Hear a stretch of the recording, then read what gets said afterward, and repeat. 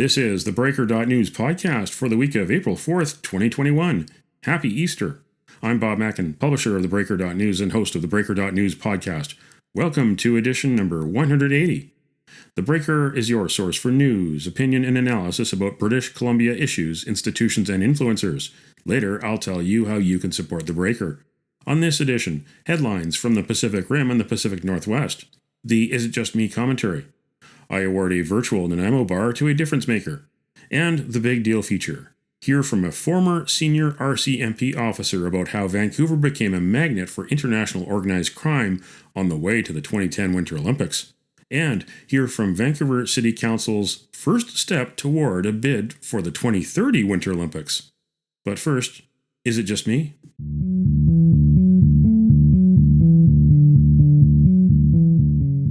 Is it just me, or did last week feel like a year in North Vancouver's Lynn Valley? On March 27th, a peaceful Saturday afternoon turned into mayhem at the Lynn Valley Village Town Square. A man went on a stabbing rampage at the library. 6 people injured, 1 dead. Yannick Bandogo, a boxer from near Montreal, was charged with second-degree murder. On March 30th, a fire at the Lynn Valley Masonic Lodge, and another at the North Vancouver Masonic Temple on Lonsdale, and another in Vancouver at the Park Lodge. Benjamin Orion Carlson Coleman was charged with the Vancouver incident and is the prime suspect in the North Vancouver ones. On April 1st, Bandogo made his first appearance in North Vancouver Provincial Court by video from the North Fraser Pretrial Centre. The same day, Timur Agtai also made a video appearance. Agtai is the man charged with making hoax phone calls to the Lynn Valley Care Centre the day before the first coronavirus death in Canada last year at the seniors' care home. Agtai will go on trial in December of this year. None of these incidents is connected, and we will have to wait for answers about the motives in court, but please give your thoughts and prayers to the people of Lynn Valley. Lynn Valley strong. I'm frustrated to say that because we're in the third wave of the pandemic and we're told to stay close to home. But when it's safe to do so, I highly recommend go visit Lynn Valley, go visit the friendly people of Lynn Valley, help the people heal. What do you think? Email Bob at theBreaker.news.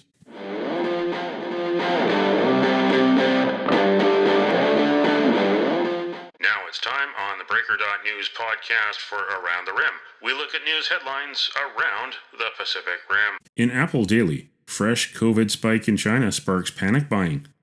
29 new coronavirus cases were reported in China's Yunnan province on March 31st, including 23 cases without symptoms. Among them, 12 patients are Myanmar citizens.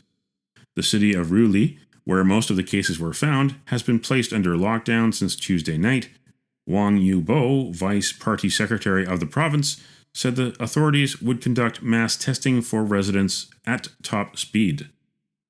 In the Taiwan news, China's original wolf warrior caught using iPhone. Because of Wu Jing's starring role in the wolf warrior propaganda films, he is considered to head the pack and be wolf warrior spokesperson by Chinese netizens. However, starting on March 12th, Chinese netizens started to notice that the words iPhone 12 Pro Max began to appear at the end of each of his posts on Weibo, indicating the phone of origin for the messages. By March 21st, Chinese followers could no longer contain themselves, and they started to howl out in protest, such as, "The Wolf Warrior spokesman is using American goods," and "Why don't you use Huawei?" In ABC News Australia, Australians flagged in Shanghai security files, which shed light on China's surveillance state and monitoring of Uyghurs. The identities of 161 Australian citizens, including a former intelligence chief, government officials, and business leaders, have been exposed in a hacked Shanghai security database, which reveals the inner workings of China's surveillance state. The database includes details of more than 5,000 foreigners who were flagged when they traveled to Shanghai. That's Around the Rim on this edition of the Breaker.news podcast.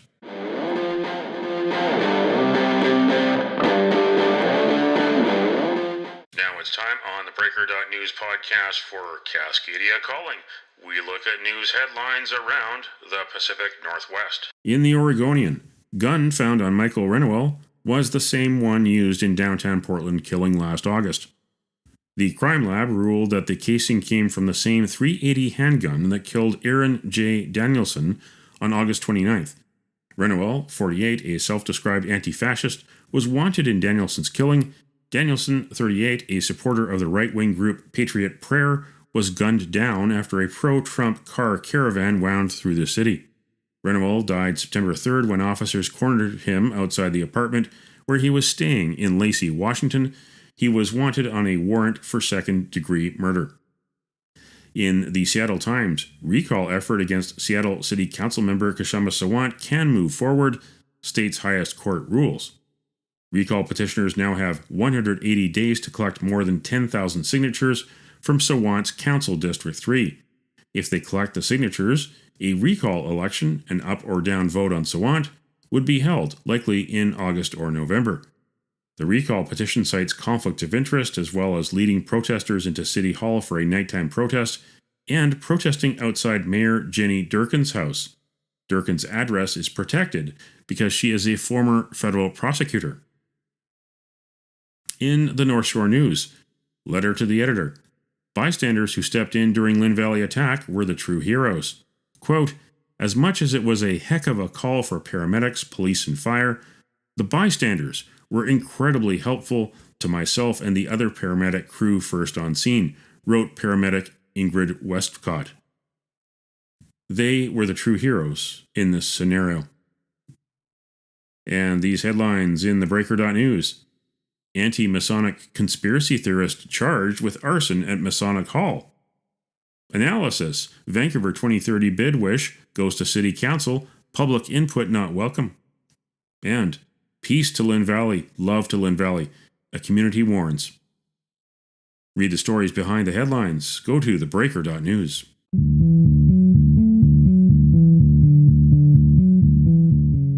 This is the Big Deal feature on the theBreaker.news podcast. Could Vancouver host another Winter Olympics in 2030?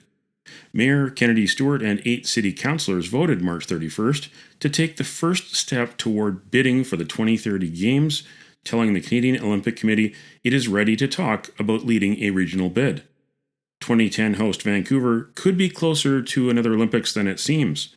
Fewer cities can afford to host mega events, and corruption has run rampant in the bidding process. So the International Olympic Committee is moving away from bidding wars to a negotiation model. In February, Brisbane, Australia became the first city to begin negotiations to possibly host the 2032 Summer Olympics. Boosters say Vancouver 2010 venues would be reused, so there would be no capital cost. But that's not true. There would need to be a new Olympic Village for at least $1 billion. Existing venues would require capital upgrades, renovations, and maybe even expansion. And in 2010, security was the biggest single operational cost at $900 million. You'd need that again for 2030. 3 Vancouver City councillors voted in the minority to stop the bid talk entirely. Christine Boyle of One City, Jean Swanson of Cope, and Colleen Hardwick of the NPA. Here is Councillor Jean Swanson. And then some people are saying, oh, but what about the legacies of the Olympics? I was on the Inner City Inclusivity Committee that was created for the 2010 Olympics by the IOC. Dave Eby was on that committee too, and a bunch of developers were on that committee, and we came up with the unanimous recommendation that we needed 3,200 units of social housing as a legacy of the Olympics, and that's when social housing was actually affordable to low-income people. And what did we get? Hardly any. That legacy is an important legacy that didn't materialize. So yeah, I like ice dancing, but I can watch it in other non-Olympic venues. And the other stuff, the housing, the climate, the putting money into what we really need, that's way more important to me. And I think if we're serious about a new normal, the time is to start now and put a stop to another world spectacle. Councillor Colleen Hardwick. This leaves the door open to the Olympics, and it gives the boosters hope. And I think we should nip it in the bud and close the door So that is the fundamental difference of opinion here. Should we leave it open and allow or encourage, because there's people out there that see these kinds of events that are cataclysmic to the local economy as a good thing. I'm concerned about our overall balance, recovering our balance, and part of that balance is affordability. So anything that we're going to do that is going to interfere with that balance and achieving affordability is not something that I'm going to support fundamentally. Councillor Sarah Kirby-Young of the NPA is a booster who has a background in the tourism industry, and she's also married to a senior Vancouver police officer. There is no scope to this at this stage. There's no concept, there's no scope in terms of number of regions and partners, et cetera. And I think Councillor Dominello referenced it well. Councillor Kirby-Young, I'll just bring your attention to your time. Yeah, I think there will be a lot of folks lining up for this, so I think it would be premature to shut this off. And I think it's incumbent on us to say that we're open to considering what the actual when we can define what that is. The 2010 Games were a catalyst for billions of taxpayer dollars spent in rapid transit and caused a tourism and real estate boom. The full costs are unknown because the Auditor General never did a final report, and the organizing committee financial reports are hidden at the archives until fall 2025. Mayor Kennedy Stewart says he's on the fence, but behind the scenes, he has held meetings with officials from the University of BC, City of Surrey, and chiefs from 3 local First Nations who want to build residential towers on their land. You know, I have not made up my mind about the Olympics because I don't have all the information. What I was asked to do by council was to approach potential partners and talk with them about this, to open a dialogue. That's what I did. And some with host nations and non-host nations. And we have just said that UNDRIP is a very important thing to us. To open a dialogue and then to say, well, we're going to cut it off now is not really how this should proceed. So for me, council can vote however they want on this. My office will continue the dialogue and come back with recommendations to council. But I would love to have staff support on that. But if council takes that away, fine. I'll just continue through my office. So again, disappointed we're having this type of conversation today. That is not informed and potentially has massive impacts, and also means that perhaps other senior governments might just take this our input away. So again, vote how you like, but I'll continue the work. That was Vancouver Mayor Kennedy Stewart. The Canadian Olympic Committee is busy preparing for this summer's Tokyo Summer Olympics and next February's Beijing Winter Olympics, but it could go full speed ahead with a bid starting next spring. TheBreaker.news will follow developments in Vancouver's 2030 Winter Olympics bid ambitions.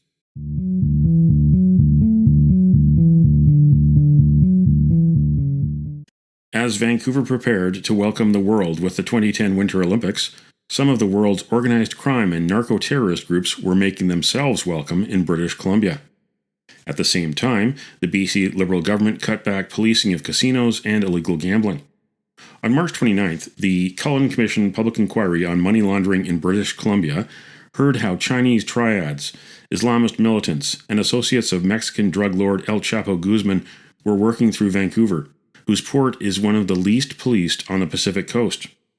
Chrustie was a 33-year veteran of the RCMP. His specialties included investigating money laundering and transnational organized crime networks. Chrustie testified under examination from Commission lawyer Stephen Davis. As it evolved in the late 2000s, continuing into the 2010, 11, 12, and definitely confirmed in that time, where it was first saw through intelligence, human source reporting, and then through operations and investigations. Essentially the convergence, what I would describe as 3 main networks: the cartel network, Mexican, with some inclusion of Colombian cartels, the Middle Eastern networks, in particularly networks associated to Iran, inclusive of the money service businesses, and then the inclusion of the triads from China and the related networks, inclusive of the Vietnamese crime groups and others in the Vancouver. And basically, I just saw those crime groups evolving and, more importantly, collaborating as a collective.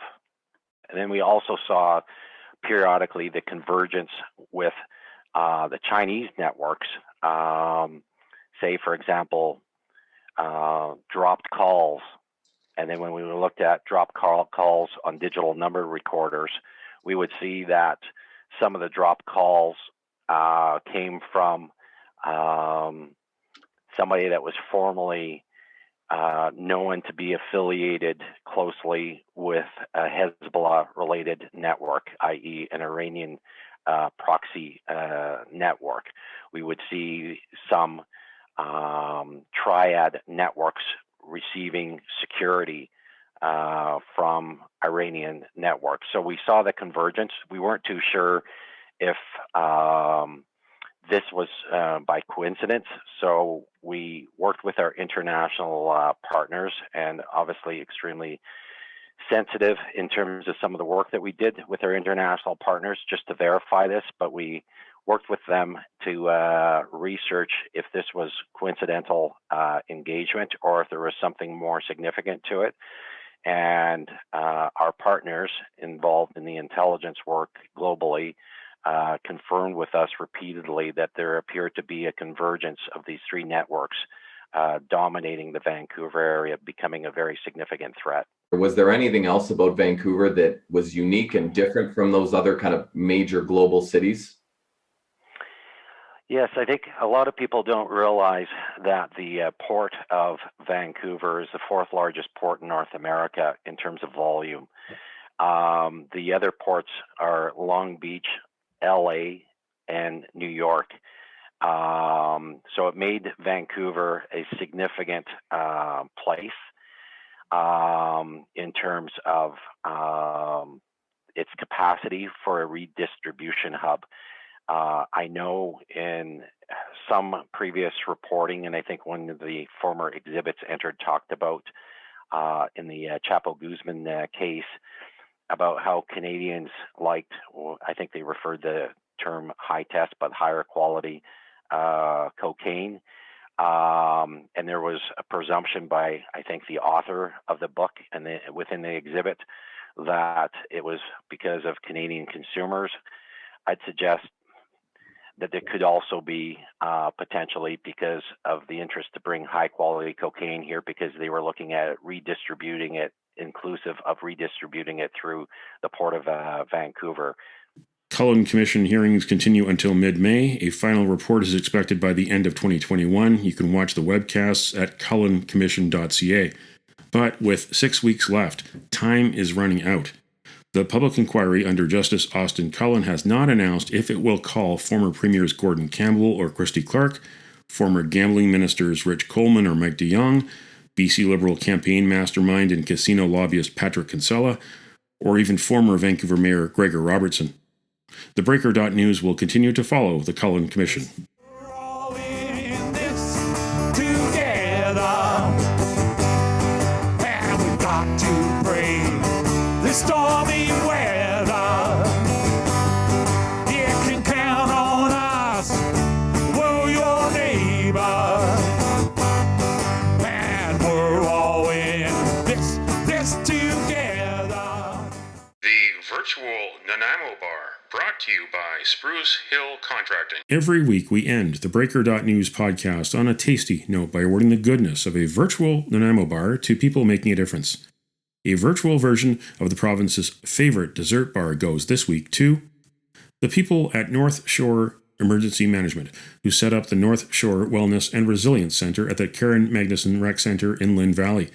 If you need to speak to someone about the March 27th Lynn Valley Village tragedy, go to nsem.ca for information. You can nominate someone for a virtual Nanaimo bar. Send me an email to bob@theBreaker.news. Spruce Hill Contracting, custom homes and renovations. Find more information at sprucehill.ca. So I'm very happy that I'm going to get my Moderna shot today.